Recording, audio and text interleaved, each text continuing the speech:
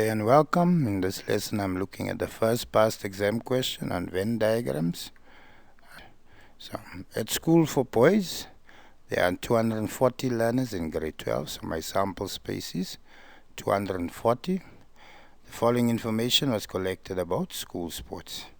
122 boys play rugby, 58 boys play basketball, 96 boys play cricket, 16 boys play all three sports, 22 boys play rugby and basketball, 26 play cricket and basketball, 6 do not play any of these sports, and then they say let the number of boys who play rugby and cricket only be X.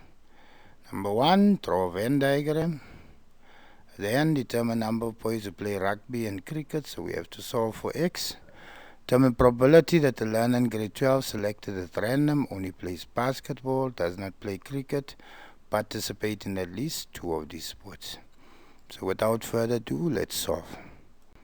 Alright, so for 1.1, draw a Venn diagram to represent the above information. So we'll always start with a Venn diagram in the middle.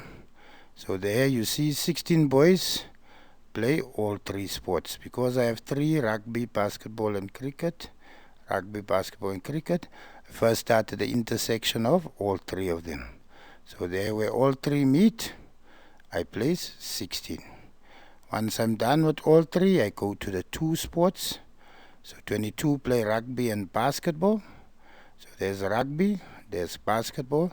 Already have 16, 16 plus 6 would give me 22 boys that play rugby and basketball. So you see there rugby and basketball. 6 plus 16 gives me 26.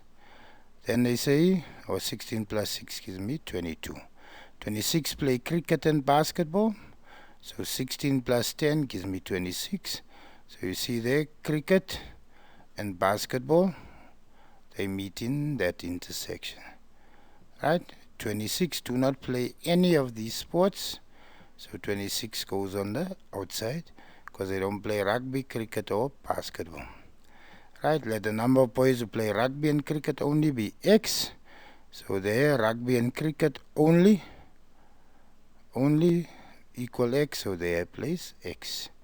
Once we're done with the 3, 2, 2, 2, we go to the single items. Right, so first, they say 122 boys play rugby. Right, so for the rugby circle, I already have 6 plus 16, which is 22. 122 minus 22 would give me 100. So I'm left with 100 minus whatever X is there. 58 boys play basketball. So my whole basketball circle there must add up to 58. So 16 plus 6, 22. Plus 10 gives me 32. 32 plus 26 would then give me 58. So therefore there I have 26. 96 play cricket. So there 96 minus the 16 gives me 80. Minus the 10 gives me 70. So therefore that's left 70 minus X. Right, and there my Venn diagram is complete.